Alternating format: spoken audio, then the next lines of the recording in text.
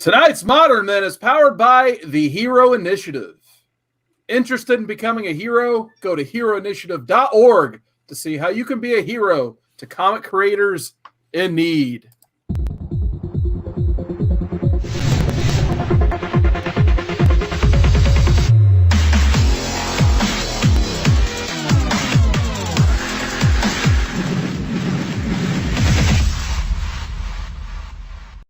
What's going on, everybody? It's Modern Men back again every Monday, 10 p.m. Eastern.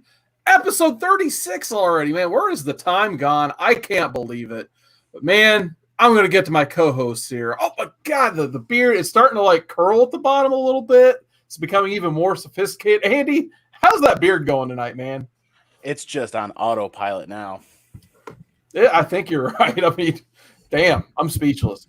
But, man, I've been just filling this guy with pee and bile all day. He is fired up. He is angry. He's ready to do some Sabu-style dives and go crazy on everything. We got DruManchu. Drew, how you doing tonight? Oh, man. It's like I woke up today, and the only thing I had to do was read this Star Wars book. It's my day off. And I read this Star Wars book, and then after that, Carson's like, I'm gonna watch BVS, and I was like, you know what? Maybe I should watch BVS too. And like all of these things were bad ideas. I did not make good decisions today. All I know is I need to get to this chat so I can remember a joke real quick. But we got the Cosmic King, Chris Barrett. How you doing? Bringing bad news everywhere all the time. Always nice to see Chris in the chat. We got Ricky Markstadt, the creator of the Comic Core Discord, which the link is down below, guys. So if you want to join us on the Comic Core official Discord server, Ricky was nice enough to get that going for us. So the link is down below. And oh, wait a minute.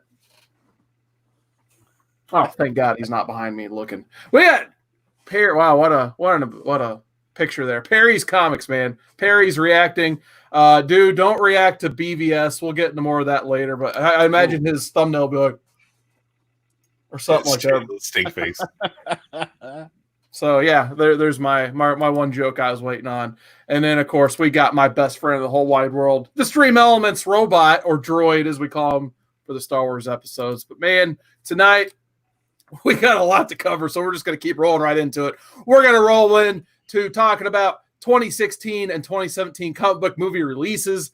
There's a lot of good ones, and there's a lot of ones we're gonna talk a lot about. So yeah, like I said, pee and bile fueled tonight on some of these movies, but I watched Deadpool. We're going to talk about that first when the time comes. That was a nice palate cleanser for Batman versus Superman. Oh, yes, we also got Comic Books NYC, says Ice, a Star Wars book.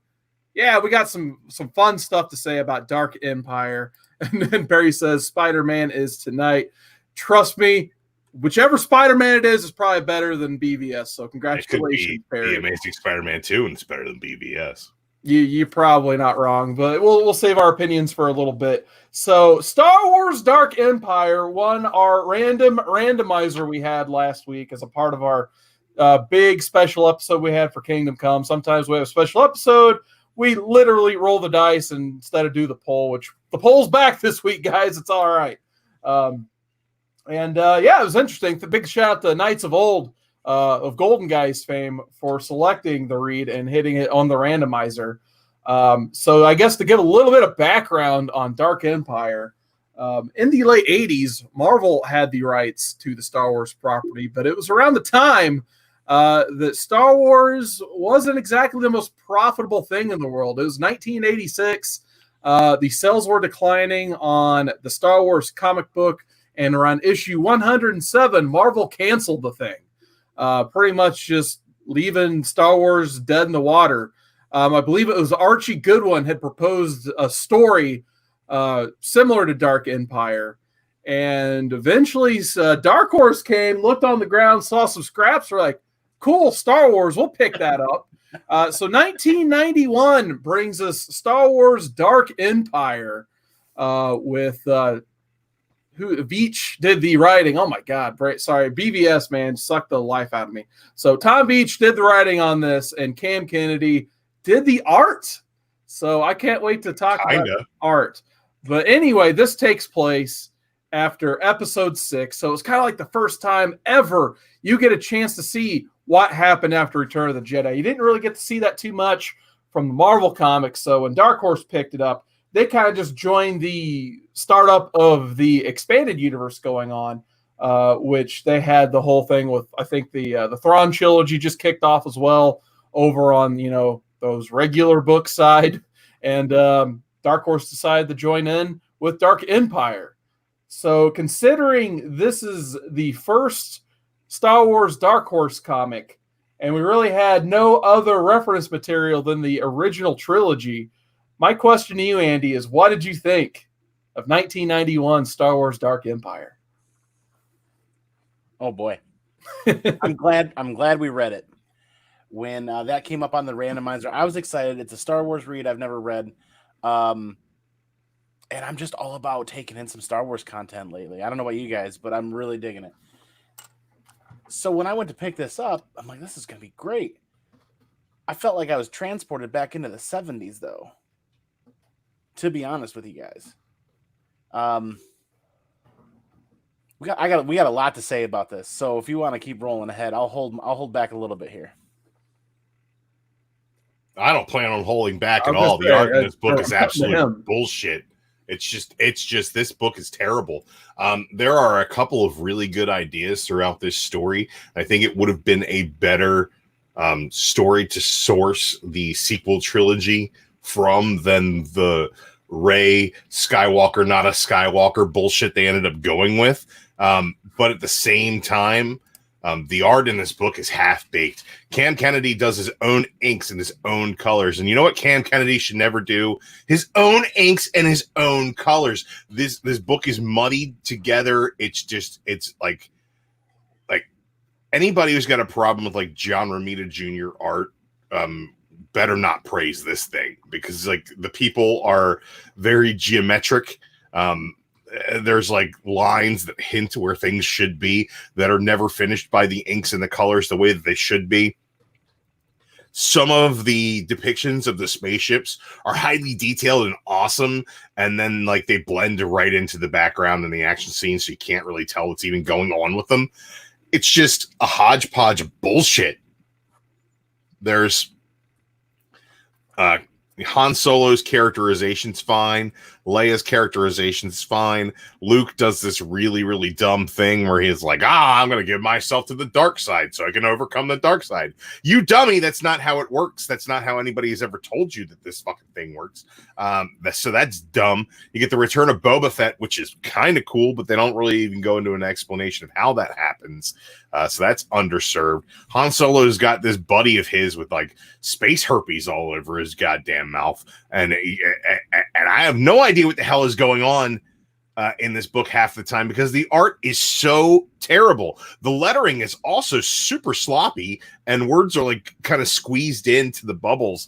It's just like Dark Horse in the 90s, man. Get a fucking editor. Get a fucking editor, for Christ's sake. And that's all I have to say about this piece of shit. So that's why I wanted that to happen, so I could counterpoint that, you know what, as a pretty big sci-fi fan, one of the things that I always look for, whether it's comic books or movies, when you're in outer space, I look at the equipment, I look at the ships, I look at the detail. And when I open this book up and there's the Millennium Falcon, which looked exactly like I hoped it would from the movies, I enjoyed that quite a bit. I enjoyed a lot of the details for a lot of the spaceships from all across this book. All the equipment looked really good. That's the highlight I had of this book. Everything else art-wise, I did not appreciate. The colors were like a lucid, like an acid trip, just very pastel-y, acid trippy 90s like, and it wasn't great. Some of the art I really thought it was okay, but I'm kind of with Drew on the rest of it's just he's doing the pencils, the inks, and the colors, and it's just a layer of not great on top of a layer of not great on top of another layer of not great. It just gets worse and worse and worse. But the highlight I found in this was the ships, the equipment, a lot of that stuff was detailed very well. Andy, if this was an acid trip, right? And that's the kind of visuals I got. Me and my boys are running up on that hippie that sold us that garbage because it's just everything's muted. It's like tan on brown. It's like it's gross to me. They're the colors are nothing pops at all. Nothing in this book would you open a page and go, wow, never did that happen. Like there's like a lot of really cool details on like the side panels where all the mechanical stuff is on like the Star Destroyers. But then like when you pull out, it's like the next ship behind it has absolutely no detail. And this looks like it's supposed to be a shadow, but it's just plain white. And there's nothing that separates it from the page. I don't know, man. It's just, well, capitalizing off of what Drew said about Dark Horse needing an editor back then, there's a lot of unneeded dialogue, random unknown characters that show up for one panel that got 3 word bubbles wasn't needed at all. The narration wasn't done very well, and a lot of that could have gone to the wayside. My biggest complaint is going to be that you've spent a full page reading this leading up to an exciting element in the story, and they're like, so-and-so is going to jump in an escape pod and get away, and then next thing you know, what do they cut to on the next page? They've already escaped. They're already miles away, sitting safe in the escape pod. Where's the action? They cut out action and go from page to page, build up to an action element, and then completely don't even do the action element and just go on to the next page, and they're sitting chilling back in some escape pod. It's one example. That happened at least 7 or 8 times throughout the book, and I'm just like, I'm digging the story. I like what Drew had to say about this would have been a better lead off than the whole Ray element. But man, this thing just kind of swings and misses repeatedly throughout all 6 issues. I guess I'll get my 2 cents in. Well, first off, the art. I mean, I am kind of with you, Andy. I kind of like the way he drew a lot of the ships. That's what I kind of told you guys. I think it would have been a better look if it was like in black and white and gray tones, because sometimes those muted colors for me, I mean, it really did take away from the experience overall, I would say. I know they went for a stylistic choice, and, I think it was just a swing and a miss, unfortunately. There's probably a few people out there I could see trying to justify some of the muted colors because the book is literally called Dark Empire. It's a dark book. I get it, but unfortunately, I didn't like the art that much either. But like I said, I did like the way a lot of the ships were drawn. I just didn't like the way the characters all looked. And even the droids, like R2 looked great. C3PO looked all right. But yeah, the other ones, not so much. So that, I think we've talked enough about the art. But the story, like, I still like the story quite a bit. I really enjoyed the opening scene where you get to see Luke kind of come out of the shadows. They kind of draw him like Darth Vader at first, where even, Leia, who's trained in the Force at this point, she feels kind of a darkness around him and thinks for 1 second that Vader is back, and then he comes out of the shadows and it's Luke. And then you get to see him take down the AT-AT. So I thought that scene was pretty awesome. And then, like I said, you got to kind of consider there wasn't much reference material on how one gets drawn to the dark side and what the dark side's powers exactly are. So I thought it was kind of interesting that they did the thing with the Force Storm as like a teleporting ability, which by the time we got to the new trilogy, that's almost not as far-fetched as it may seem anymore. But I really enjoyed the whole, like, if you mention Clone Wars in your original movie, you may as well use cloning eventually in the Star Wars canon. So I can forgive them bringing back the Emperor via cloning, because I guess why wouldn't he have clones if he has that power at his disposal? I can completely forgive that part. But yeah, there were parts of this, I agree with you, Andy, that were kind of rushed. The 2 parts being, like, number one, just like that draw to make Luke join the dark side. And him being on the dark side, really. We never really get a chance to see that fleshed out as much as I'd want, versus, seeing the adventures with Han and Leia and the rest of the gang, which is always fun too, of course. But, I feel like they cut too much time out of Luke's main story here. It just kind of made him look basically stupid overall, because you really just, the Luke experience is he goes through the portal, talks to the Emperor. He knows he can't fight the Emperor because, hey, this is the dark side, basically. So he just immediately gives up, which it's kind of the Jedi thing to do. I get it. I mean, as goofy as the other movies and stuff have been, I can accept that.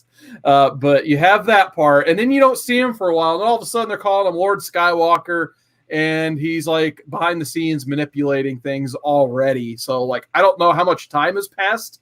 So it just felt very rushed. And then the biggest rush thing was the final fight between Luke and Leia and the Emperor. Like, they're still fighting him on the next to last page of this whole book.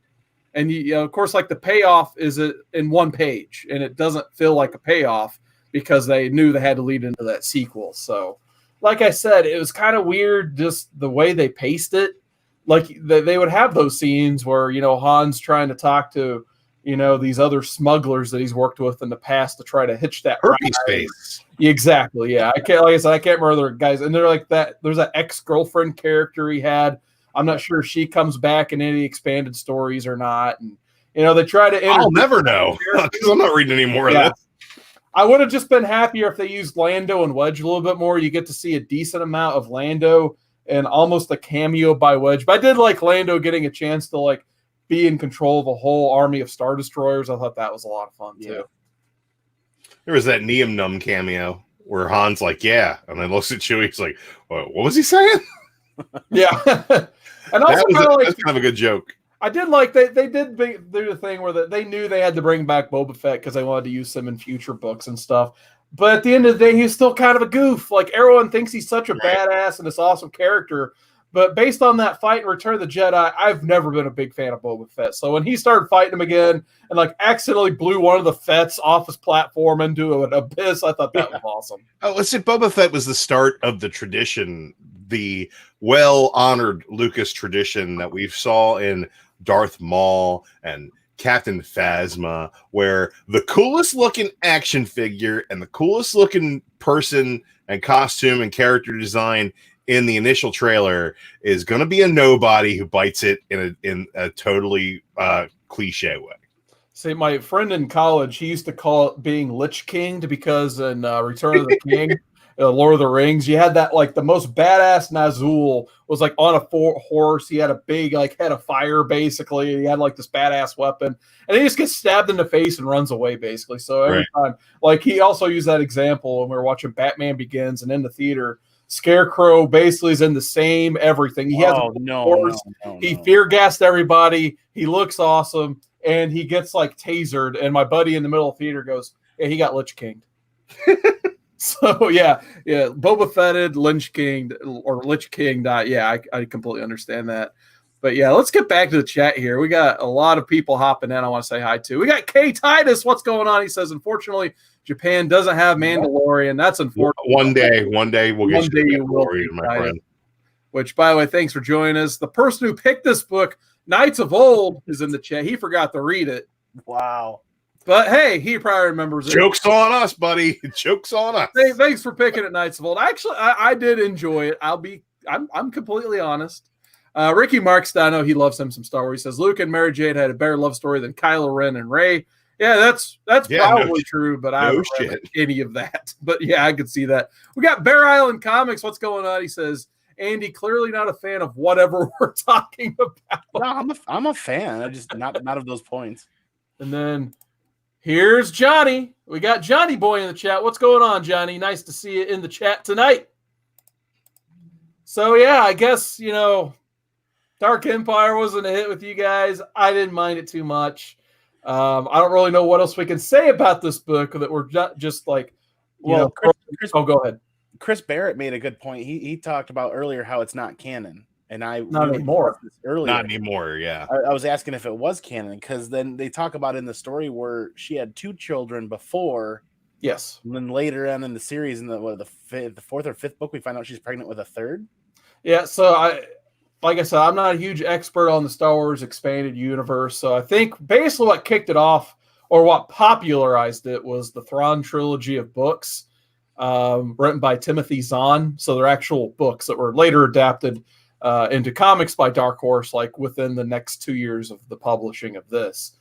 And that kind of kicked everything off. And I think Dark Empire was basically hopping on that bandwagon and just adding on to their continuity. And then that's what Dark Horse did for pretty much their whole run, while also the main line of books went on too. So it was basically called the Star Wars Expanded Universe by fans, and more or less that's what took off after Star Wars was a dead property for a decade and a half until the Phantom Menace, basically, because you had from Jedi to Phantom Menace where you had no Star Wars at all.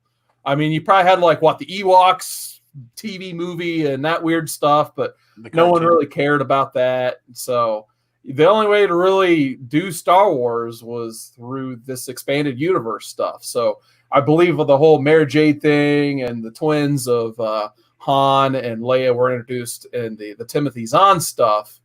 And after that, you get Dark Empire 2, and Empire's End, I believe, is a 2-issue finish to all of that. So, yeah, a lot of cool stuff, I'm sure, in the expanded universe. But like I said, that's a lot of reading. I'm going to finish it. It's nice. You can borrow it for free on Comixology Unlimited, so I'm going to keep reading it at some point. For as wordy as it is, it actually was a fairly quick read. I think I spent an hour reading the first half and an hour reading the second half. Yeah, well, with the expanded universe, Marvel now has the keys to the kingdom as far as canon. Everything that is showing up in the new Marvel comics is canon. So you've got all the Darth Vader stuff, the Dr. Aphra stuff, the Star Wars that is filling in the gaps between the movies. That's all canon right now. And they're taking a lot of stuff from the Thrawn stuff and actually this as well, and cherry picking plot points and characters to pepper throughout the world of canon going forward. I think that, a lot of people were upset when Disney took the reins and said, okay, yeah, all this expanded universe stuff is now Star Wars Legends, which means that legends are history with a bit of truth and a bit of myth, and they're going to take from those legends to source their material moving forward. There's a lot of it in the Mandalorian. There's a lot of it in the Clone Wars cartoon series. So it's some of that stuff's really worth exploring. But there's a lot of really good stuff out there. But if you're looking for canon stories, I say that don't waste your time digging through all of it and looking for connections. It's just kind of Dark Horse did a lot of good things with building the universe up. I think that this book does a lot of good things with building the universe up. I just think the execution is just a fall on its face failure. It's a flare flop is what it is. It's like, here's something good. Oh, here comes that other guy. Oh, it'll just flare flop. The art for me is just it's like turds on brown. It's just not good. It's ugly. It's muddied. And like you said, there's a lot of exposition like shoved into these pages with these characters that don't matter. And you can tell that they jammed a lot of that together just from the way that the lettering is so sloppy on these pages as well. It's just not well produced as a comic book. I think that if the original pencils were handed to a separate inker and a separate colorer, this book might come out completely different. This is kind of a book that I might want to see remastered. Like, get the original pencils, get a well-known inker to ink this thing, and get like a colorer who's from the last century to kind of give it a pop. There are main characters on pages and you can't see them. Like that's just inexcusable, man. I don't know what kind of time crunch they were on this thing, or what kind of they were like, Cam Kennedy, you want to do a Star Wars book? And he's like, only if I can ink and color the whole thing, because I want people to know how banal and boring Star Wars is. Like, okay, sure. All right, Drew, what's your score on this? This is a coverless 0.5 modern book where you're like, why the fuck did somebody slab that? This is not good. There are bones of something good here, but the execution overall comes out as less than on every front. Andy, I'm going 7-0, but that's because it's Star Wars, and because there's enough there for me to want to continue reading this series, and I'll enjoy the story in that too. Yeah, I had 7.0 in my head as well. Like, I mean, we could talk all day about how we didn't like the art, basically, but the story was so interesting to me. It actually did want to make me read more of the expanded universe stuff. Like, I keep hearing about Timothy Zahn's Thrawn character, and he was so popular they've actually brought him in to this newer canon because he was in that Star Wars Rebels show. Just watch Rebels; So, it'll be fine. yeah, so it makes me want to explore what's going on with Thrawn, all of the Solo kids, basically. This character, Mara Jade Skywalker, I'd like to know a little bit more about that character. So, like I said, I'm seeing it through kind of rose-colored glasses, nostalgia, basically, because this is obviously one of the first books I hunted down when I got into comics as a kid, because you need to know what happens to these characters after Return of the Jedi. And I respect the fact that, you know, they didn't have a lot of continuity to work with. They had to build this whole universe, or rebuild the universe from the ground up, basically, with only 3 movies to kind of expand this entire universe. So I definitely respect the book for what it is. But yeah, actually, Knights of Old has a good point. He says, I don't mind that bad in hand. Yeah, so I think most of us read it digitally, so I may actually give it another reread with my individual copies. So good point, I can't see how it being digital can make it that much worse. I don't know. I don't know if that's like maybe, but it wasn't good enough for that little bump that reading it in hand could enhance it to, for me to revisit it. I don't know. Just a lot of we didn't load up any visual aids because we were afraid of losing viewers. I mean, we did have one visual aid, Lobo from last Fat week. Lobo. So the Fat Lobo, he's going to stay in the mix along with my pal Superman, and Sabu. He can stay too. So there you go, Drew. Sabu. So yeah, that concludes our fun read of Star Wars Dark Empire. As soon as I saw the art in the first issue, I'm like, I can handle this, but I don't know about the other two. I think we're in some trouble here. So we all got through it. I'm very happy we did. The poll for next week, we're going back to the community tab poll. It's already on the community tab if you guys want to take a preview of that. But I'm going to get into the chat one more time, and then we're going to hop right into tonight's Talk It. Drew Sabu from Chris Barrett, of course. Sab Drew. Topic. That's what it's called. Topic. Okay. I'm learning how to talk after watching Batman versus Superman. I apologize. Ricky Markstead says Luke is more emotional toward Obi-Wan. Yeah, Ricky has this tangent going on in the chat where he's talking about why not Luke, but Han and Leia would name their kid Ben, like Obi-Wan, Ben Kenobi. Yeah, I get it, Ricky. I kind of had the same thoughts too. I know at least Han got to spend a little bit of time with Ben on the Death Star and stuff. But of course, I'm guessing Leia spent a little bit of time. We just didn't see it. I don't know, whatever. Knights Old says, Sabu is hands down my favorite wrestler of all time. That's awesome, man. Chris Barrett, he's really hoping for Marvels one day. Well, let us know when your birthday is, man. That's the only way we're going to read Marvels at this point. We've tried to get it on polls, randomizers. It's at 36 straight weeks of losing. So I'm sorry. Rick, on Chris Barrett's birthday, we'll do Marvels, but we'll hype it up for like a 6-month period, and then all of our horses will be sick the same day, and we'll have to postpone it till next year. We got William Bird in the chat. Thanks for joining us, William. He says, especially with older comics, coloring was made to look right on paper of the time. Doesn't translate well to new paper reprints or digital.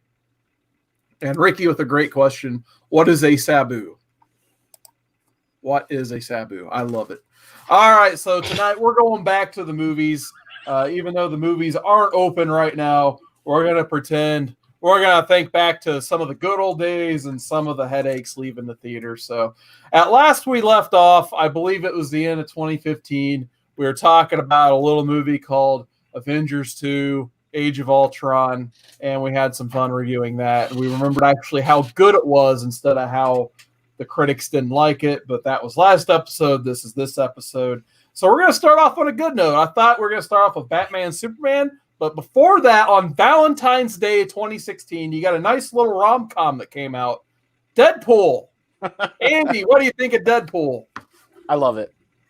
I love it. I'm glad they went and hired the people that they did, because I think it turned out. I don't know if they could have made it better.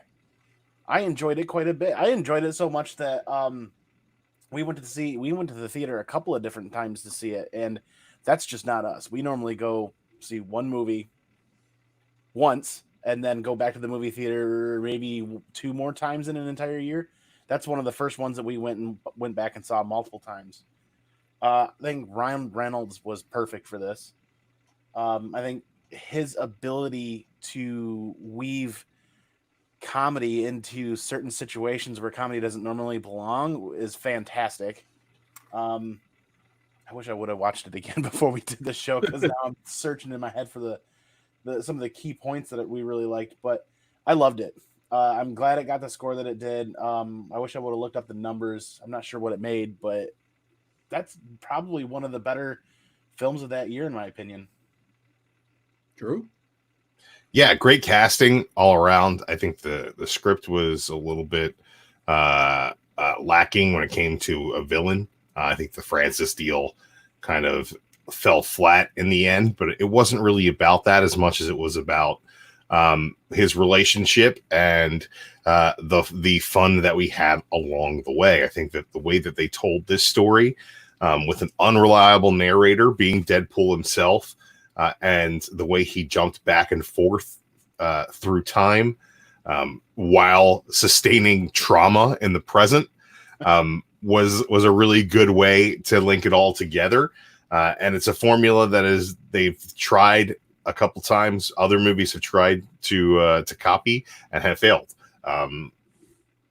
It shouldn't work. This movie shouldn't work, and it does. Everything about it is hilarious. It's reference humor that's not technically reference humor, and the action is good. The action's good. The CG Colossus is everything you want. The jokes at the expense of the X-Men Fox universe are everything that you want. Yeah. Dope Hinder is just everything you want in like a entry level character for the audience. It's just, there's just so much greatness in this flick that it's kind of hard to find too many flaws with it. I think that the overall narrative and trying to connect it to the rest of the world, it does a fine job being an entertaining movie, and those other things just fall to the wayside because it executes so well. Yeah, I watched this movie as a palate cleanser today after that other 3-hour plus movie I watched, and it was a lot of fun just sitting down watching this one again. Like, you know, in the game Hearts, they have a term called shooting the moon, where you basically just, you know, you suck so bad, and then you suck on the last card, then you magically win all the points somehow. And I think Deadpool's a lot like that. Like, the X-Men were kind of like not doing anything in the comic world. They had a little bit of resurgence in the movie world with Days of Future Past, but they wouldn't do anything else after that. Deadpool flopped bad in X-Men Origins Wolverine.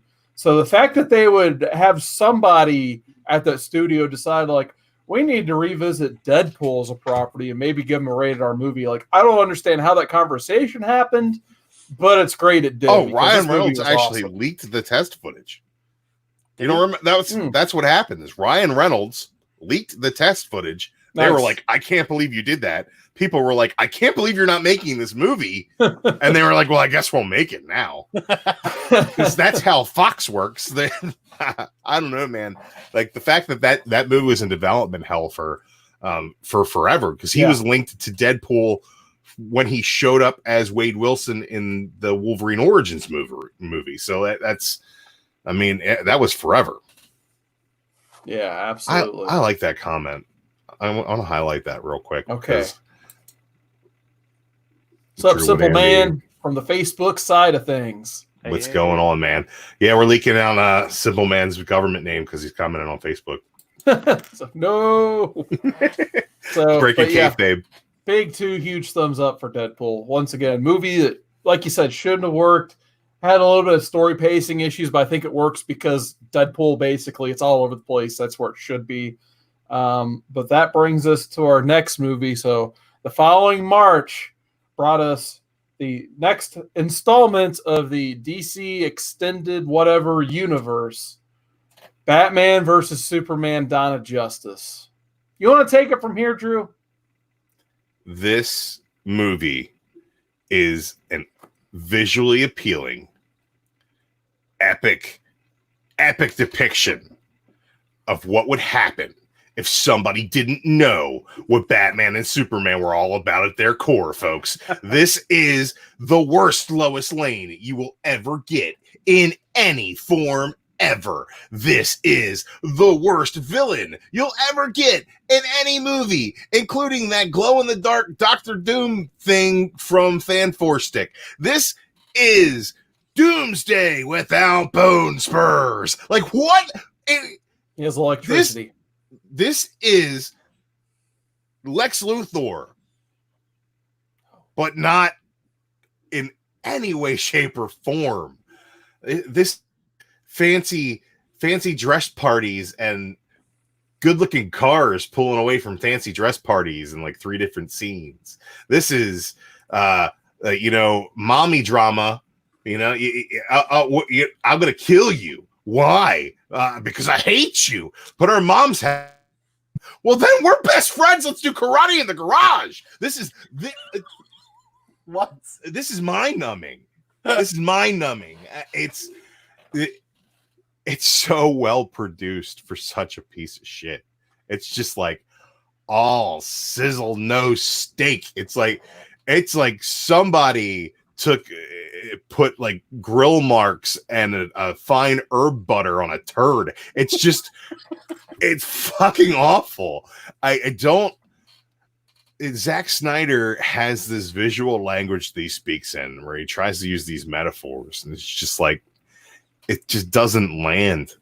And it's a fundamental misunderstanding of the character of Superman that was born in his Man of Steel movie, which, I've got a lot of good things to say about as a movie, but as a Superman movie, it fails.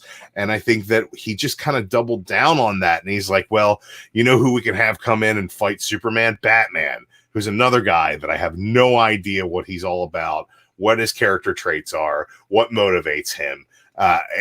And it's just from there, it goes off on this direction that you can't contain because the trajectory at the launch is so fucked up. I think that if I didn't know anything about superheroes and I went and saw this movie, I'd probably enjoy it. I'd probably be like, there are a lot of plot holes in the back end, but I guess it was fun. But the fact that I've watched one fucking Batman cartoon in my life and I've read one fucking Superman comic in my life means that this is completely off. Yeah, so first off, before I get into my review of this, Drew, I took down the soundbite note where you get to say, let's be best friends and do karate in my garage. I think that's the perfect soundbite for when someone does a super chat. We can do like the disco thing. Like, what could we do that rivals JB's disco? And I think we're best friends, karate in the garage. Congratulations, Drew. I think you've done it. Well, so that's what I'm here for. I conducted my experiment. I've been putting this experiment off for a very, very long time. I guess what we say, we're doing 2016, so 4-ish years. I kept hearing people like, oh, release the Snyder Cut. The Snyder Cut of Batman versus Superman was so good. It fixed that movie. I want to see the Justice League Snyder Cut. And I can say after 3 hours and probably 10 minutes of my life I can't get back, take back the Snyder Cut. It's not better. It's not better at all. It's terrible. It took a movie that was way too long to begin with and made it longer in places it didn't need to be longer. I can understand, let's add on to that plot where Lois is figuring out that Lex Luthor's behind everything. We already knew that. We didn't need another half an hour of movie of Lois running around everywhere telling us that this is Lex Luthor behind everything. We got that on the non-Snyder Cut. Come on. We got too much of it. But I was really hoping that people were right. This was going to fix it because this movie has believe it or not, it actually does for the most part, except for Lex. Lex sucks. Worst casting of all time. Jesse Eisenberg, never again. But the rest of the cast is off. You get Jeremy Irons as Alfred. That's awesome. You get Ben Affleck. That was controversial. People didn't like it. I think he actually did a great job for what he was given. But he wasn't given anything is the problem. The guy who plays Superman, he's not that bad of a Superman. But once again, he just has nothing to work with. So you got, and even Amy Adams is Lois. I love Amy Adams. I like her in most movies I've seen her in. So you're the reason she keeps showing up in everything. I'm fine with her showing up in everything. It's Amy Adams. But once again, you put it perfectly. Sizzle. Where's the beef? I can't find the beef. There's no steak. And that's the problem. So my biggest plot hole in this movie was around the time that they got to have that reason for Batman and Superman to fight. So what Lex does is he kidnaps Lois Lane. He kidnaps Martha. And Martha she's going to be burned like a witch because she raised an alien or something like that. She has witch written on her forehead in the pictures, but not the rest of the movie. Don't ask me about that either. There's but nothing anyway, written on her when they find her. Superman can't find Martha. For some reason, he can't find Martha. So he has to submit to Lex Luthor's will for whatever reason to find Martha. Meanwhile, how does he even get Superman to respond? He throws Lois Lane off a building. And it is established within the first 3 scenes of this movie, Superman can find somebody if they're getting shot at in Africa from Metropolis. But yet he can't find his own mother who is 1 city away.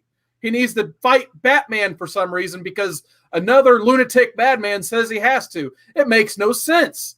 And I guess we'll address the Jesse Eisenberg thing.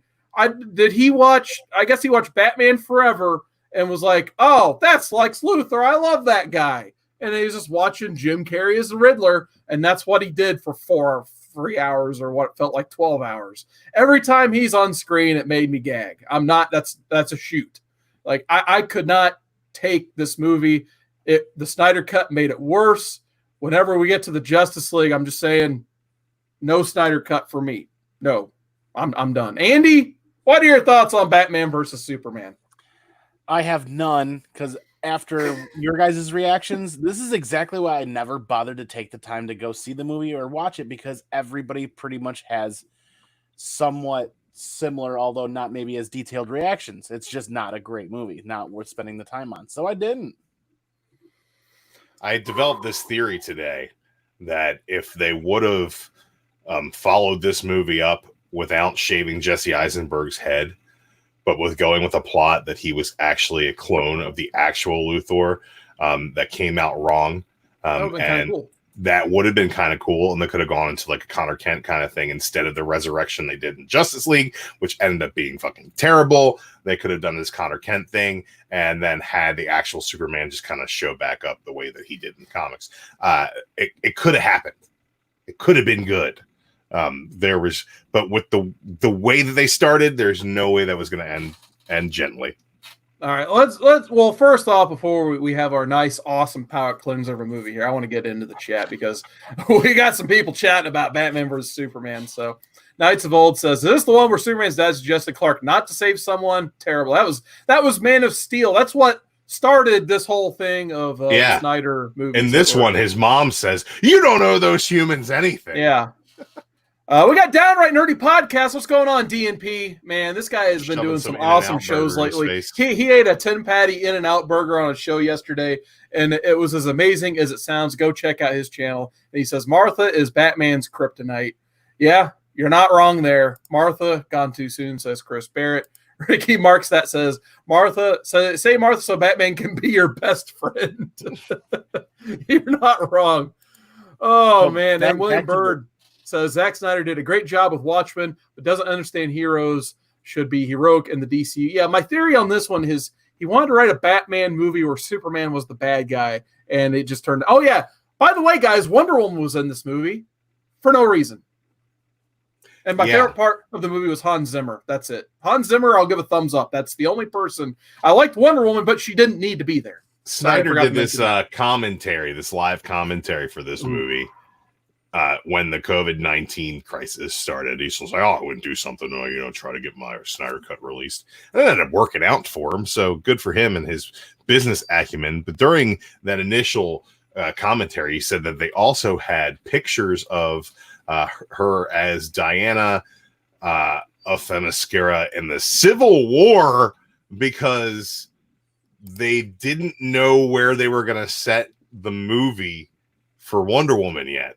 Like, why would you? Civil War doesn't even make any damn sense. This guy doesn't know shit. My dog is at my door. Well, back to the DNP show that he just did. They had a mega announcement on there too that'll have everybody squatting for joy. So if you guys haven't seen that whole episode, go back and check out that because they got a huge announcement in that episode. Nice. All right. Well, next up, we got like the polar opposite of Batman versus Superman. Captain America Civil War. Andy, did you get a chance to check this one out ever? I did. And I will say this. If you haven't read the book, don't watch the movie. Read the book, then watch the movie, because that made things a lot more difficult if you just jump into the movie. It was an enjoyable movie, but there was so much going on there that I had to go back, read the book, and then go back and then watch the movie, read the movie. I felt like that order for me was I was able to catch a lot more in the movie and enjoy a lot more. What about you, Drew? I know this is one of your favorites. This might be like Avengers, that first scene in Avengers where they're fighting all across the city, and then the Hulk punches the giant monster ship thing, and it's kind of like they're all over the place, just giant splash pages, right? That for me was a very much a comic book movie. It was a comic book come to life. This was the best version of a comic book come to life, is all these heroes fighting each other. You had Daniel Bruhl as Zemo, which a lot of people said was underserved. I think it was a really great character. He went to like Ohio to drown that guy upside down. That was freaking amazing. He puppets everybody throughout the entire thing. You get such great emotion from both the characters of Steve Rogers and from Tony Stark. The second it flashes up Queens, New York, I get chills every time I watch it. I remember feeling the goosebumps on the back of my neck when I knew that he was going to Queens to get Peter Parker, to make him Spider-Man, for him to swing at the last moment and steal Cap's shield. That's the best moment of the movie by far. Him fighting Cap and Cap basically being like, well, I need to make sure this kid's in a compromised position holding this thing up so I can even get away from him. It lets you know how powerful Spider-Man is there. He's quipping and having, a childlike whimsy of a conversation with Winter Soldier and Falcon while he's whooping their asses. Like, it's Spider-Man like we've never seen Spider-Man before. They hit the nail on the head with it. There's so much setup for what happens in Infinity War and Endgame in this movie that you don't even really realize between the characters. The Wanda and the Vision stuff is going to have a bigger role down the line, and I think that was really well done. I think that they handled just about every character very well. There was that whole like, where's Thor thing? Like, we got to take Thor off the table. So it's like, yeah, well, he's sticking around in Asgard, whatever. And then where's the Hulk? Where's the Hulk question that leads into Thor Ragnarok, which was such a great follow-up to this story. And there's just so much greatness jammed into this movie. The reveal at the end of Howard Stark's death, and what's her name? Maria. It's not Martha, is it? It's not Martha Stark. We'll call her Martha. That's Martha.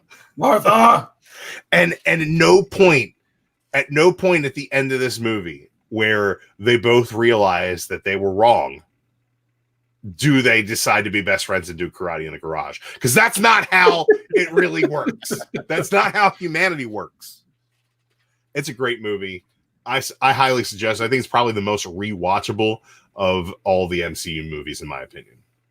Yeah, I mean, my only criticism of this when it came out, and actually after watching it the second time, I'm good with it. But I feel like this should have just been called Avengers 3. In my opinion, I feel like it was more of an Avengers movie than a Captain America. But after watching it a few times, I get it. I completely understand, because Cap is your central, protagonist basically. But my thoughts on it, I think this movie definitely proved that the Russo brothers striking gold in Winter Soldier was not a fluke. them being able to use this movie to propel Feige's main plan. This just set the play basically, and all they had to do was they could have walked off after this one, and that's pretty much what they did for the Infinity War and Endgame movies. So this really set that pick and really let them shine in the future movies. So you got to introduce the Black Panther here.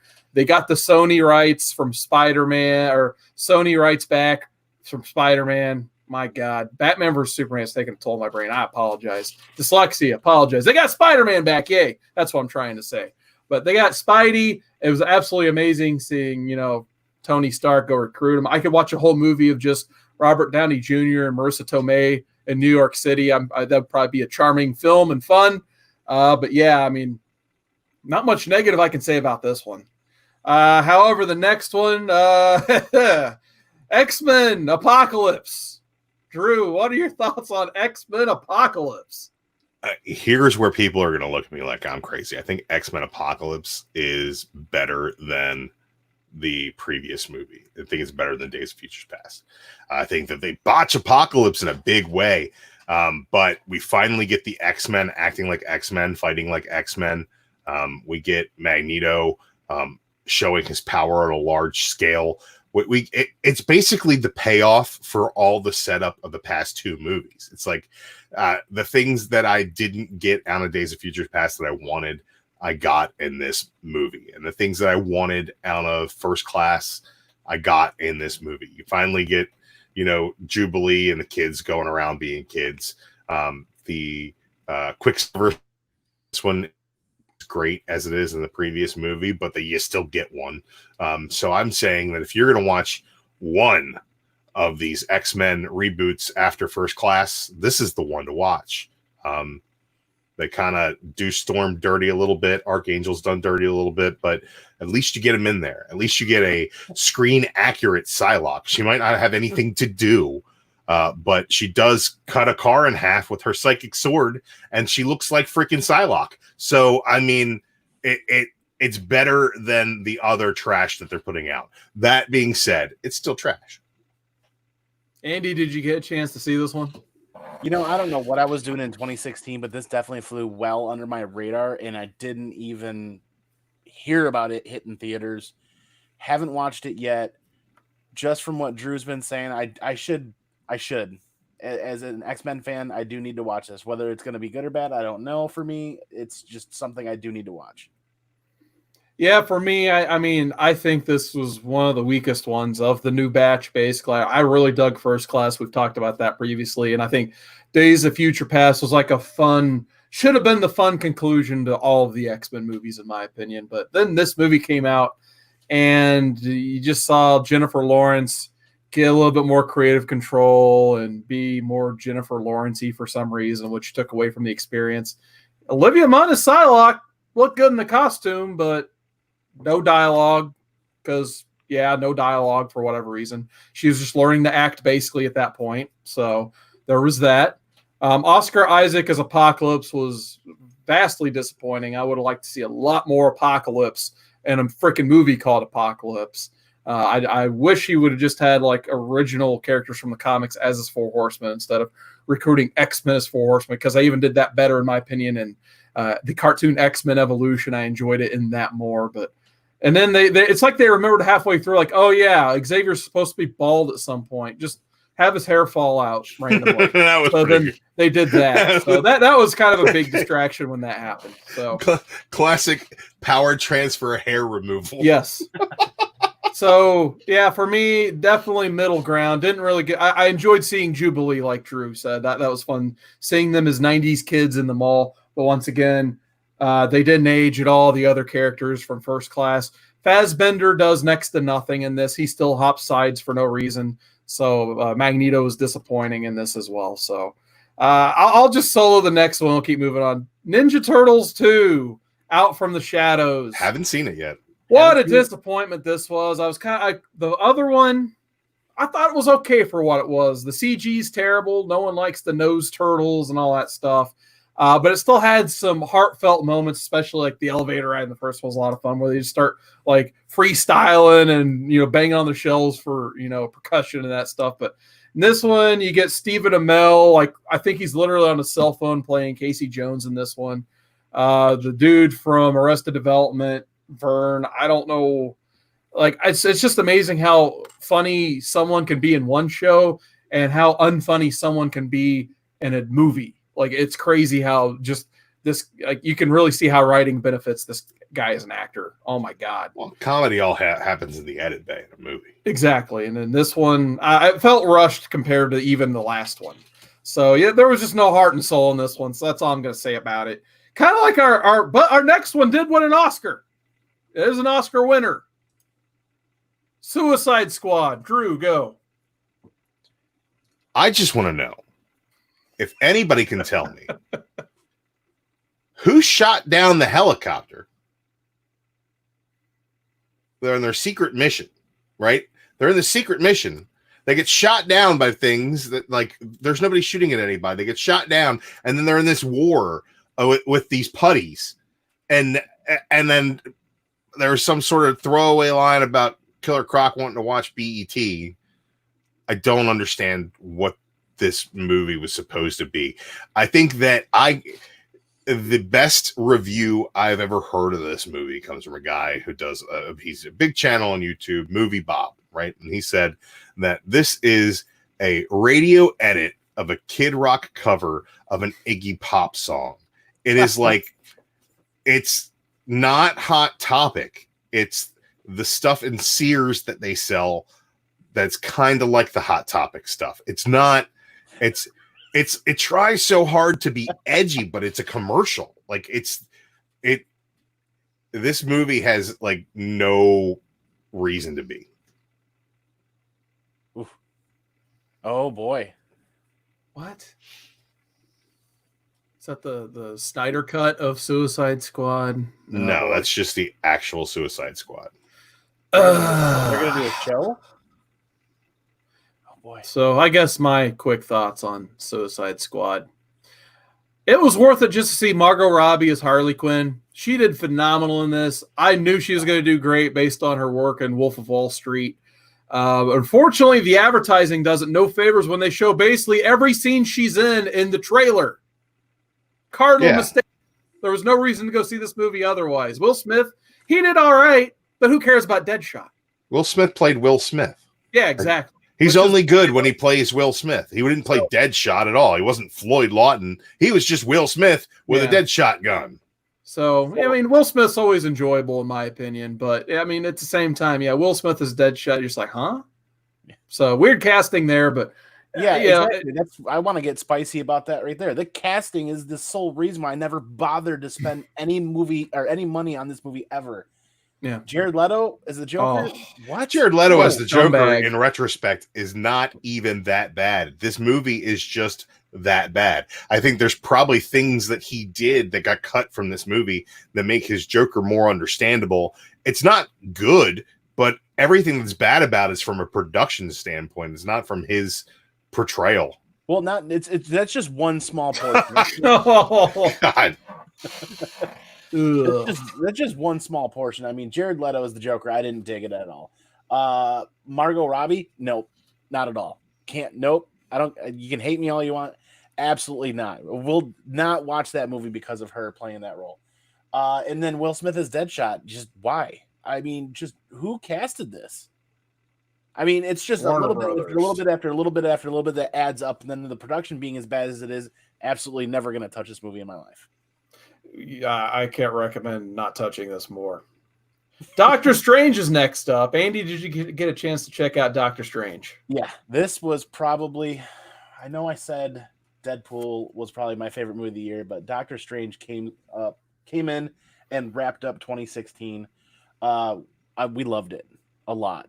I cannot wait for the next movie to come out.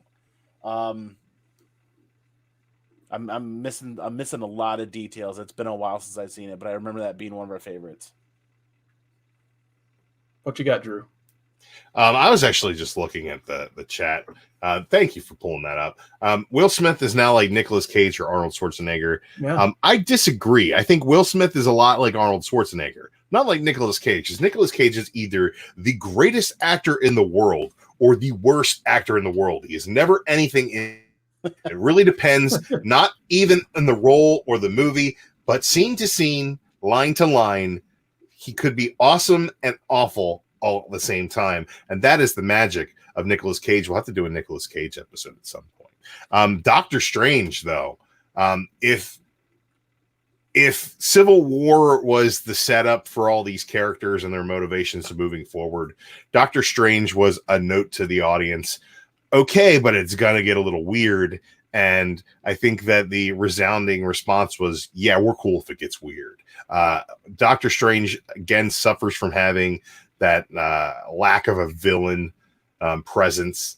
I like that they kind of set Mordo on his Sinestro-like path at the end of this movie, where he's kind of like, I might not be a good guy, I might not be a bad guy, but I'm not doing what you guys are doing. And I dig that.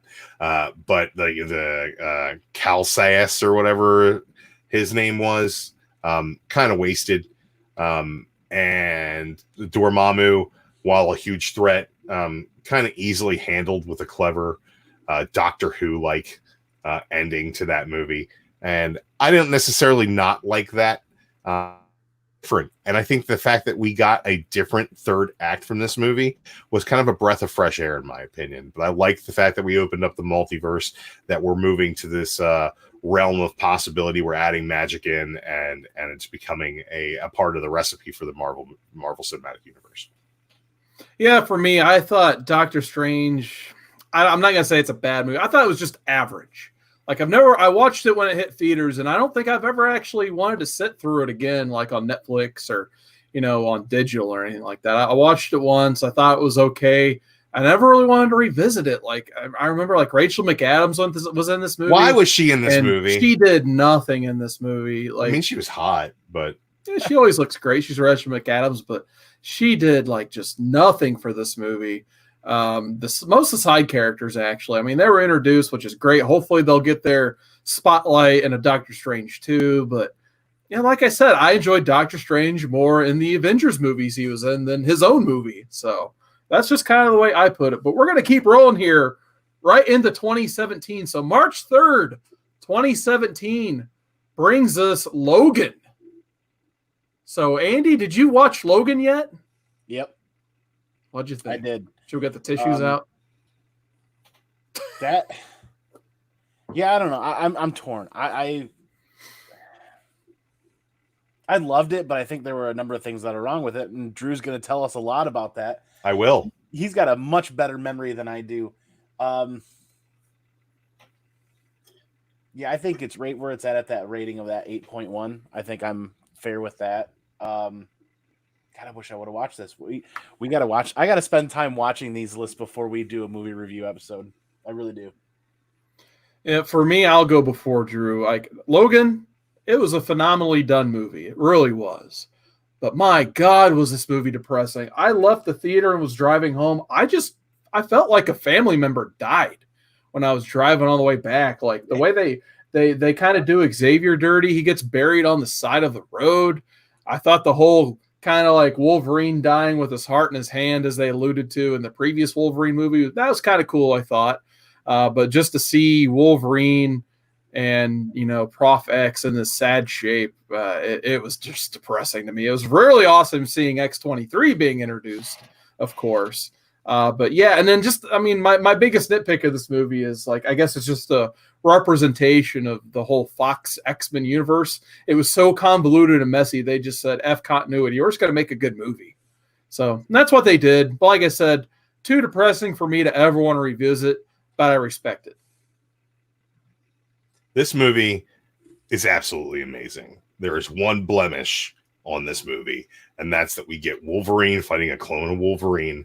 Why the fuck do we always do that? Like, why? Why does Wolverine only get to fight a clone of Wolverine? You could just throw a squadron of dudes at him and let him cut dudes up for 45 minutes until there's too many dudes to cut up. That's a better end for Wolverine than him fighting a Wolverine clone. Beyond that, I thought that this movie was amazing. I thought that the Professor X B story in this was just incredible. The fact that he was the one, not Wolverine, spoiler alert, who murdered all the rest of the X-Men. And I just thank God we got a producer for this show. Jesus fucking Christ. Dudes on dudes. Hey, let it not be said that DruManchu's against dude on dude action. As long as Wolverine's cutting him up. That's all I care about. But all I'm saying is, like, get that extra clone Wolverine out of there. Beyond that, I thought that this movie was really good. I thought that kind of the false hope of X-23 leading these kids north to some sort of safety, I thought that actually led to a position where they could have, it's kind of, was there safety, was there not, question at the end of the day, and could have been a good story moving forward if they wanted to take X-23 and those kids and do a spin-off movie on that. I think that could have really been something that would have had legs. Was it a downer? Yeah, man, but it hit every heartstring in the right order to make sure that you got a symphony of emotions, and I really, really enjoyed it. I think one of my biggest complaints with Logan was that whole chunk in the middle with where they're traveling and the guy carrying the horses gets run off the side of the road, and they end up at that whole farmhouse chunk. What purpose did that really serve? Was that 15, 20, 25 minutes? I think it served the purpose of humanizing Logan and giving him a nice little quiet point of reflection for his relationship with Professor X. When he's talking about, you take care of your daughter, you take care of your father. It was allowing those people to give him perspective for his situation. So, and it also put him in a position to be like, this guy's a good guy. So let's pop the claws for him and, help him out of his situation. So that also gave you that, I'm the guy who refuses to stand for anything anymore. But now not only will I stand for my family, but I'll stand up for this guy who helped us. So I kind of actually really dug that scene and those portions of the movie. Yeah, next up, we could probably skip this one. Ghost in the Shell, Scarlett Johansson. Nope. I never saw it. Don't skip it. Oh, wait a minute. Go ahead, Andy. My quick hot take is I've been a Ghost in the Shell fan since I was in high school. I've read the books. I've watched all of the anime. Do you have a standalone complex? I apparently do. But more importantly, this did not get a really good response from a lot of people. I loved it. I like the casting. I like how they produced it. The writing could have been stronger. Giving that movie needed more of a backbone. It more of a backbone throughout, start to finish. But it was a good visual sci-fi movie that I really enjoyed. That paid homage to the Ghost in the Shell. It did. I enjoyed it. So nice. It's worth watching. Definitely worth renting for the $3 or $4 HD on Amazon Prime. There you go. Go grab it. Nice. Well, thanks for that, Andy. I didn't realize that you're the first person who's ever said to recommend that movie. So awesome. I like it. Cool. All right. Next up, we're going to bounce back from the depressing Logan with a fun space romp, Guardians of the Galaxy Volume 2. So, this one, it's one to go back to, in my opinion, over and over again. It's one just you can turn on the background and have a good time if you're playing a game or reading a comic or something, or have, your goofy nephews in the house. They need something to stare at. This is like the perfect movie for all of that. Just the cast, they all come back. It's awesome. Rocket Raccoon's still the best. Angsty Groot is hilarious. No, actually, he's not Angsty Groot yet, is he? He's a little Groot, but not quite baby Groot. So, yeah, Groot's awesome in this one. I really don't have too much. And, Kurt Russell. Kurt Russell's always great. And Sylvester Stallone, too, which can we get Guardians 3 already, for the love of God? I can't wait. So, Andy, Guardians. Sleeper hit, man. Total sleeper hit. People didn't care about a lot of the comic books before this movie, the Guardians of the Galaxy comic books before this movie, and they certainly did after. I don't remember what the consensus was leading into the movie and how people felt, but when it hit, the community reacted. And just like you, I'll rewatch it. I love the casting. I love the characters. I feel like it was written pretty well. Wait, what? Yeah, exactly, Chris. Michael Rourke, that's it. Was done well in there too. What else? I'm trying to pick for details at the moment. It's one that we'll watch every weekend if it's on network television. I can't wait for the third one to come out, actually. I think that this is a much deeper movie than the first Guardians of the Galaxy. And if you've got any sort of daddy issues, this movie is way more depressing than Logan. I think it's going to turn on the waterworks to handle all that stuff that, that not only Star-Lord and Kurt Russell as Ego are going through, but you get the Drax stuff where he's talking finally about his wife and his daughter and how they were murdered. And you finally get into the stuff about Rocket and how he feels like he's, has to be an asshole because, nobody could love him because he's a monster. He sees himself in this light. And Yondu and, how he's been portrayed and how he portrays himself in front of Quill, but his real motivations behind the whole thing. That's just really, really deep emotional stuff to go into in an MCU movie. And the soundtrack was just as good as the first without really missing a beat. We got the characters already in an adventure at the beginning, so it was easy enough to break them apart to do different character studies throughout the whole movie. And I think that it really works all together. I think that it's a really well put together film. And, a Mary Poppins, y'all, is not something that I would think of as like the precursor to a really emotional moment in a movie, but it really works. I thought it was great.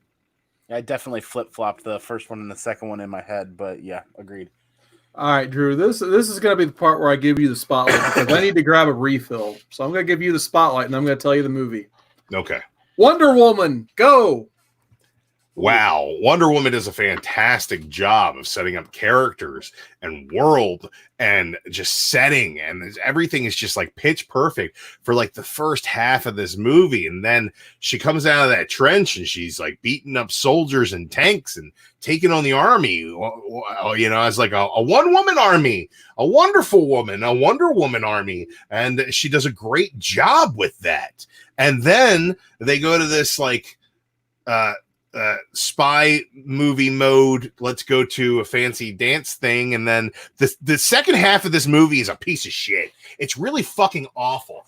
You get Professor Lupin as the floating space god at the end of this movie. He's just like golden Professor Lupin with that stupid fucking mustache. And he's like supposed to be Ares. And like, does she defeat him? Does she not defeat him? Is Steve Trevor dead? Is he coming back in the next one? Who gives a shit? It's fucking awful. They take all of this great setup and they just plain waste it. It is not a good movie. The third act of this movie is just unbearably terrible. It's just unwatchable. The end fight of this I put up against the last act of Fan Four Stick, and you guys can vote on which one's worse. This movie did really, really, really well at the box office, and that has everything to do with marketing and politics and nothing to do with how good this movie was. The third act of this movie is a piece of absolute shit, and there's no saving that. I'm sorry. Yep, just got back. I'm sure Drew made some great points. Gal Gadot as Wonder Woman, absolutely amazing. She's beautiful. She's great in the movie. First two acts are great. Drew most likely said it fell apart in the third act. You could tell it was rewritten. It was all over the place. I didn't like it either. But yeah, the first two acts, thumbs up. Last part, thumbs down. Completely affected the watchability of this movie for me. Andy? Never watched it. All right. Never watched it, man. Yeah, it like I said, it's hit or miss. So the next one, Spider-Man Homecoming. Andy, did you get a chance to see Spider-Man Homecoming? We did. And I liked it, but I think it was really confusing because it wasn't this the one where the whole Thanos snap affected us and a lot of the kids were No, that was the next one. That was the next one. Okay. This was the one with the vulture. Okay. Keaton. Yeah. We enjoyed it, but it's just not memorable. at the moment because I've only seen it twice, and it's been a long while since we've seen it. I gotta watch things like 20 times to remember anything. I'm like Drew. Oh, I don't put useful information in my head. I'm with Andy. I mean, I'm completely lost. I mean, I think in terms of Spider-Man movies, like I enjoyed the first two Tobey Maguire movies more than this, and I kind of enjoyed Amazing Spider-Man a little bit more than this. I don't really remember a lot of this one except for Michael Keaton as the Vulture stole the show, in my opinion. That's pretty much all I got to say about that. This is the best Spider-Man movie as far as a depiction of Spider-Man. I know this movie got a lot of flack from hardcore Spider-Man fans because they kind of turned him into Iron Man Jr. I disagree with that. I think that, you know, Spider-Man has bells and whistles. He always has. I think having Robert Downey Jr.'s Iron Man be the source of that when he's this young explains away the cost to a young photojournalist trying to make super science in his basement. You know, that never tracked with me, but this actually does track. I think that as far as characterization, he's got that Peter Parker luck. He's got that Peter Parker like inability to kind of come out of his shell and be himself. As Spider-Man, he has this confidence though that allows him to quip and tell jokes and have fun. I think that is where this movie really shines. I think that the ensemble cast of kids that they have playing the teenagers in this movie is really good. They might not be comic accurate, but I think that they serve Peter Parker well. And while I think that this movie was too long and kind of drug itself on, the end reveal of the Vulture with Michael Keaton, that end fight, the scene where he's crushed underneath everything and needs to lift himself out when he's gotten the shit kicked out of him. There's just so much great Spider-Man in here that I think a lot of people focused on what wasn't Spider-Man, and kind of missed the point that the MCU is more of the ultimate universe than it is the 616. And there are things that have changed, and a lot of people don't like that Iron Man Jr. style Spider-Man. But I think that he's kind of been my favorite part of the MCU since his arrival in Civil War and getting him to see him on his own stage here. I think it isn't in my top 5 MCU movies, but it's definitely in my top 10. All right, so next up on the list, and we'll probably bypass these next couple. We'll just say something really quick about them if we've seen them. Atomic Blonde, apparently it was based off a comic. Charlize Theron, James McAvoy. Thought it was a decent rainy day action movie flick. Other than that, it's not memorable at all to me. I saw it. I don't remember it. Yeah, same. Next up, Kingsman 2. I never watched the first Kingsman, so I hadn't seen the second Kingsman. Oh, man, watch the first Kingsman, and if you want more of that, be disappointed with the second Kingsman. All right, so next up, Drew, I'll let you take the lead on this one as well. Thor Ragnarok. I love Thor Ragnarok. It is in my top 5 Marvel movies of all time. I think they kind of botched the release schedule on this. I think that Black Panther should have came out in this slot, and Thor Ragnarok should have been the last movie before Infinity War. But I think this is the tone of this movie set a lot of people off. And they're like, oh, too much comedy in the MCU. I'm sorry, man, but when I pay $45 for a recliner movie ticket and $80 for a large popcorn and a Diet Coke that costs more than my mortgage, I want to make sure that I have a good time. And there's great action in this, and there's great laughs that do not stop the entire way through this movie. Taika Waititi is now one of my favorite directors. I'll watch anything he does, not just, stuff that I seem to be interested in. I took my daughter to see Jojo Rabbit, which is a movie about imaginary Nazis, and that movie was great. Him as was he Korg? Yes. Was just so great. Yeah, he's like starting a revolution. He's just amazing. The fact that oh Jesus, Jeff Goldblum is in this movie, and he's just delightful. He's just delightful. The Hulk finally talking in a big way and being funny and menacing and a force to be reckoned with at the same time. Fenris Wolf the whole Hela thing, Loki getting to shine as both a hero and a villain, which was awesome. The beginning of this movie's got Matt Damon in it. Like, what more do you want? Yeah, when I saw this, I was one of those people. I thought it was too funny, especially for the subject matter in it. Like, they literally just Ragnarok happens, and somehow it's funny. It just boggled my mind for a while. But after sitting down and watching it again a couple times, I'm like, this is just an easy, fun watch. Like, you laugh, you have a great time, the action's good in it. Like, I mean, at least like we kind of talked about Dark World in a previous episode, and I think for the most part we said I got a little bit too much hate. But at the end of the day, like Ragnarok is so much more memorable and watchable than the previous couple Thor movies. I will give it credit there. And then Tessa Thompson's Valkyrie, that was awesome too. I forgot to mention great. Tessa Thompson. And I even dug Hela. She was by far the best villain that they have introduced in the Thor franchise, besides Loki, of course, but he's usually never like your main event fight villain at the end of these things. So yeah, definitely a successful movie. So yeah, it's definitely in my top. It's definitely in my top 10. I don't know if it's quite my top 5, but Jeff Goldblum as the Grandmaster was hilarious. His delivery of his lines was classic Jeff Goldblum, and it fit that character perfectly. The Hulk Thor fight was massive. I mean, so many people, including myself, really enjoyed that. And then the caveat in there where Hulk, Mark Ruffalo, he'd been Hulk for so long that he was almost getting stuck like that, was he not? Was he getting close to that point? So I like that they dove into that topic a little bit and explored that.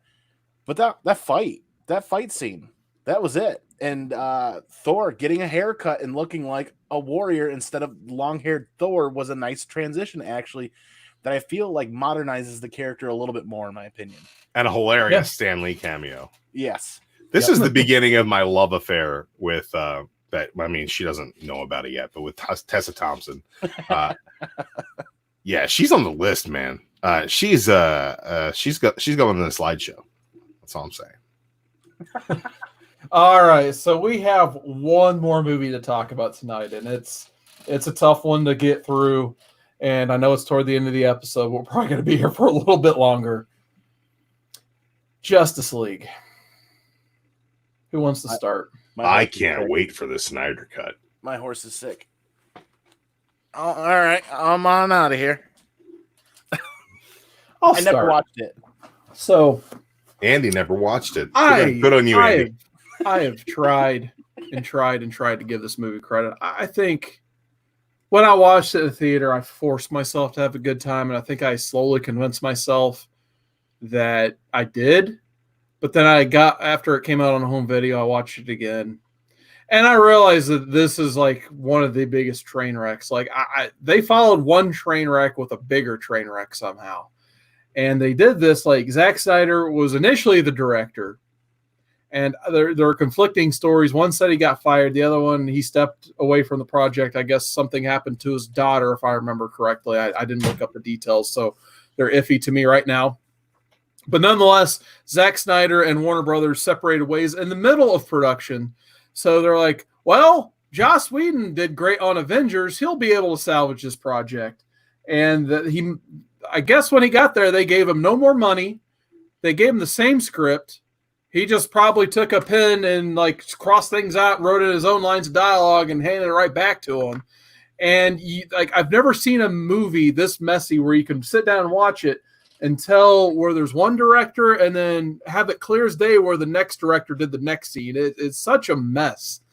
And the whole let's resurrect Superman because they accidentally killed him off in the previous one just because, hey, we forgot we needed to make the Justice League movie and Superman's a member of the Justice League and this movie would be terrible if Superman's not in it. That was the biggest shoehorn in.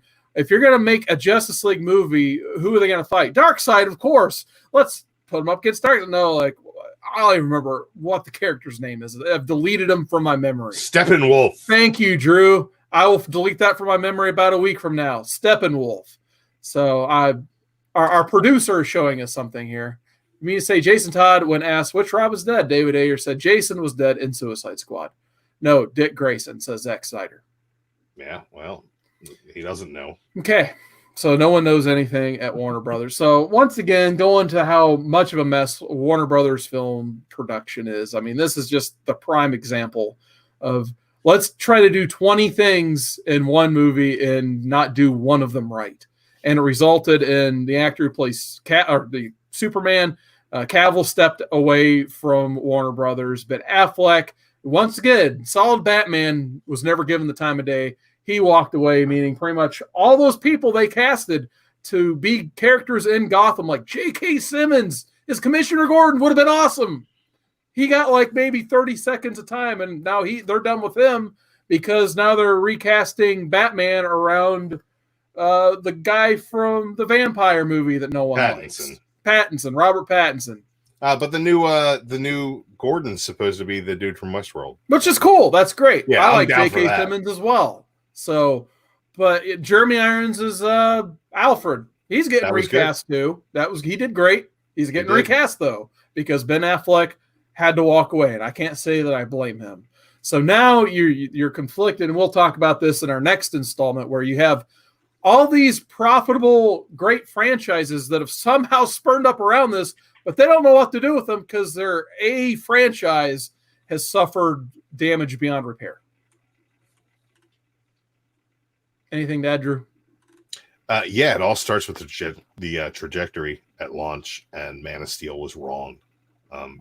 You can't make something that is so fundamentally wrong to your character the cornerstone of your universe. And Zack Snyder should have been told up front, no, Superman needs to be hopeful. Like that for all of I hear this story about the Superman video game, right? Where then this put that GIF up. Put the GIF up, right? Okay. They made this game, right? And part of the problem was that DC kept telling them, "Oh no, Superman wouldn't do that." Well, when we throw cars, they explode and the buildings break. Oh no, Superman wouldn't do that. But nobody at DC wanted to rein in Zack Snyder at any point and be like, "Oh no, Superman wouldn't do that." That's all we really needed. It was for somebody to step up. Justice League has some enjoyable dialogue scenes, and you can tell that those are Joss Whedon scenes. And the rest of it is shit. The rest of it is just terrible. The mustache CGI might be the worst thing I've ever seen in my life. Andy, do you know about the mustache CGI? I don't. Please tell me. Okay, Henry Cavill was called back by Warner Brothers to do reshoots on this movie, to which he said, "I'm sorry, I can't do your reshoots because I'm shooting Mission Impossible." Okay. Let's talk to Mission Impossible with and say, yes, we will loan you back Henry Cavill for your reshoots. But guess what you can't do? You can't shave his mustache. And they said, all right, we'll just take it out with CGI. Had to be a rib. It is honestly, the studio produced, it was a Paramount producing Mission Impossible. I believe so, yes. Was probably like, yeah, fuck you guys. Okay, go ahead. Take his mustache out in CGI. It would have been much easier and cheaper for everybody for Warner Brothers to be like, how about we just float you some cash to have a makeup guy put a fake mustache on him, which they do all the time in Hollywood.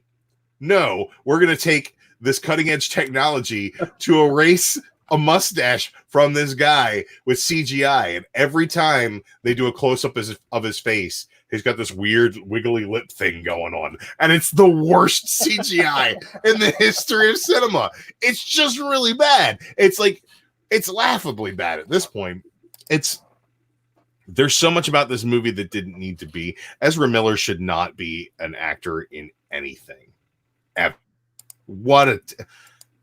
It's like Zack Snyder was like, well, how do you want to play this? And Ezra Miller was like, how about if I'm like barely functioning autistic? And he's like, good, go with that. It's not good. It's not. See? Yeah. Wait a minute, let's do a side by side. There's Cavill and there's Superman 64. They look just as good in my opinion. Oh man, Cyborg, why is he in this movie? Why Cyborg in this movie? He was better Somebody in Doom Patrol. Somebody tell me why Cyborg is in this movie. It's not good. I think it was that actor's like second time acting ever. He's terrible. The CGI is awful. Like he's just glowing red around him and like wearing a hoodie because they're like, well, we can't afford to do all the CGI on this thing. Like, I don't understand where the budget went. It all went to that bat climber or whatever, the crawler. Steppenwolf. No, because that looks like shit too. Yeah. There was one scene with a Green Lantern in it. That was kind of cool, but it was like 1 second. Yep, and that was all at the beginning of time. At the beginning of time, that was the best part. We all had these boxes, and they were like, we'll take you wherever you want to go, but there's only 3 of us, and you put them together, everything's awesome. The Justice League. I like that. Justice League. Oh, yeah, they made it brighter. Yes. I forgot about that. Let's go ahead and make the color of the sky dark blue instead of glowing red. Like, who cares? Who cares what color it is? Lewis, we got Count Von Strange in chat. He did enjoy my man, Aquaman, Jason Momoa. Yeah, my man. He was better in, like, he didn't do enough. Like, there was not enough for him to do. Oh, wait a minute, Drew. Fish Tropic brings up a great point. There was a post-credit scene in this movie we'll probably never see him get payoff. Oh, it's going to be in the Snyder Cut. Oh, God. Andy, anything else to add to this? Hey, this discussion is so great. We're going to keep talking about it after we stop going live in the backstage. But you want to know what? People can join this discussion in the Discord. Yeah. The Discord join link is in the description below. And I'm on the Modern Men one. We're talking right now about this, the whole movie section. That link's good for 24 hours. So be sure to scroll down and expand that comments or the description section. And you'll find those links to the join on the Comic Core Discord where you can talk about any of the shows all week long. That's a great point, Andy. You know what they can also do is they can also like our group on Facebook. You can go to fb.me/ComicCore and you can find us on Facebook. We are posting things there daily, as well as these live streams hit that Facebook. So if you are on your phone and that YouTube app is giving you trouble, the Facebook probably will work a little bit better for you, and you can watch all the shows. You can also follow us on Twitter and on Instagram. What are they called? Tags or names or whatever. Well, I don't know. They're all in the description below. All that newfangled non-boomer stuff is in the description below. All of the links to click to join are all down there. Oh, the chat's been killing it all night tonight. That's awesome, guys. Yeah, thank you, Fish Tropic, for posting the link in the chat as well. Yeah, definitely join us for some post-game show talk there. I can't wait to see what you guys saw of these movies. If you agree with our opinions, if you completely disagree, if there's any sympathizers of Batman versus Superman out there, I would love to hear it in the Discord chat, absolutely. But the last thing I want to call people's attention to, and you know what, I'll go ahead and do the share screen gimmick here, because why not? We got a new poll up on the Comic Core community tab. That's right. All you got to do is go to our homepage, if it'll ever load on my computer, and then you click community, and you can see where you need to vote for the next poll. So what will Modern Men go vote right now? Episode 37, and I can take my pick off. I just wanted to see the results. We have 5 brand new picks for you for next week. So, Andy, you want to tell us about Monstrous by Marjorie Liu? Well, Monstrous is one that I picked up at C2E2, actually, the last convention I was able to go to, because I found Volume 1 for an incredible deal. Way cheaper than what I had seen it before. But more importantly, the reason why I grabbed it is a lot of people I had talked to said that artwork that's delivered on the cover is the artwork you get to enjoy throughout the book. And it's such a tremendous story, people have told me, that I think they're actually considering a show, right? I believe they are. Yeah. So it's in production. If there's enough talk going on about this book that really intrigues me to want to read it, so we added it to the poll. Nice. Yeah, next up, Transmetropolitan, classic by Warren Ellis, one of the quintessential Vertigo books that everyone has to read. I really want Andy and Drew to read. I think it'd be a fun one. I picked up volume 1 the other day, so I'm already railing to go. I believe Rob Worst is holding it over our head that if this wins, he will appear on that episode. So a vote for Transmetropolitan is apparently a vote for Rob Worst. So stay tuned for that and see what happens. Drew, you want to tell us about Secret Wars by Jonathan Hickman? Oh, it's only the greatest event that has ever happened. I think if this one wins or we end up doing it at some point, we'll do a whole show about this and make the topic about all the alternate Battle World series, and we'll kind of run those down.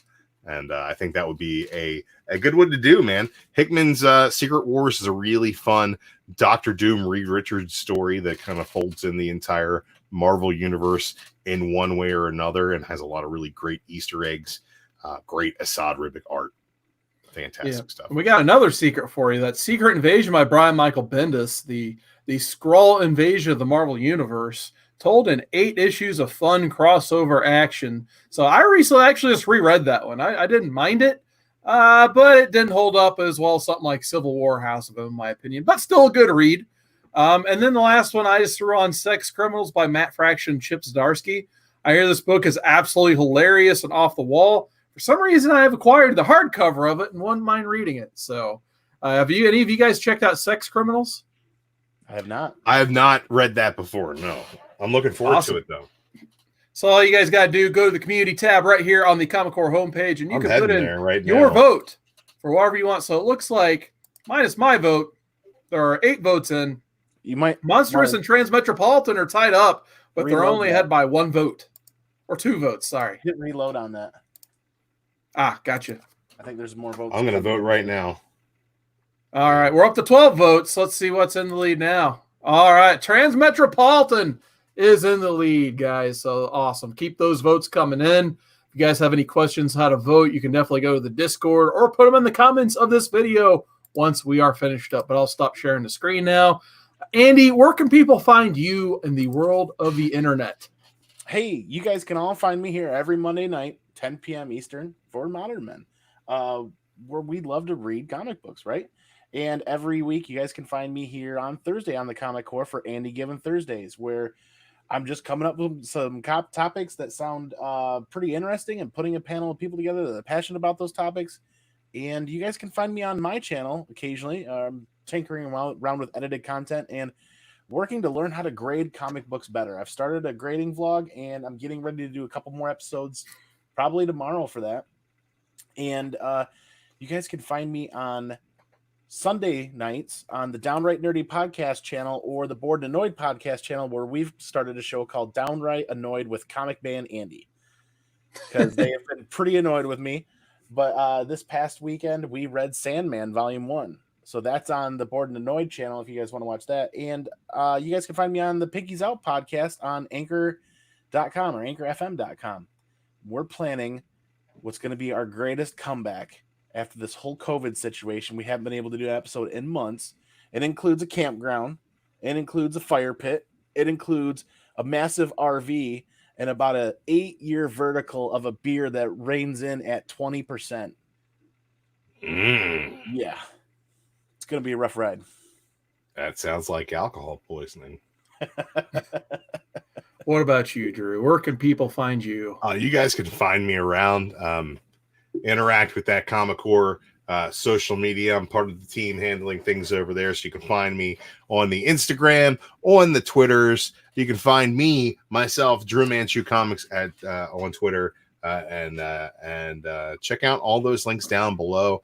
I'll be popping up maybe for some MFK tomorrow on Cat Ran Figures channel, and we'll see if I got on work on time on Friday to show up for the Friday show. But hey, beyond that, man, I'll be around. Hit me up.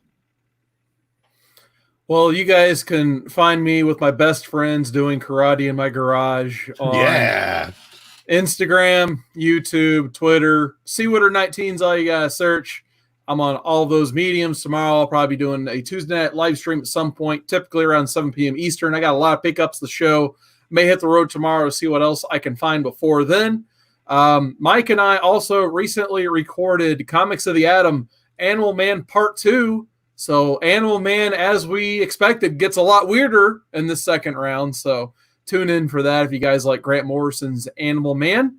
And, of course, Comic Core Roundtable this Friday. You can find Drew and I both on there. You can find Andy on the Thursday show. And, of course, he's the laugh track for the Wednesday show as well, the greatest comic book show of all time. But check out tomorrow, Comic Core channel, 10 p.m. Eastern. Those golden guys, they'll be going live at 10 p.m. Eastern once again. And big thanks to our producer of the night, Chad, who I tried to sneak him in and off camera. But the last shout out, of course, got to hype up episode 40 coming up July 13th. We're reading Why the Last Man. July 13th, episode 40. Andy's first time. I can't tell if he's cheering or raising his hand. But anyway. He's cheering. Yeah, I think he's cheering because the show's over. So we're going to sign off of here. But until next time, guys, check out that Discord server chat, sub up the channel, leave a thumb of some sort, and have a great night.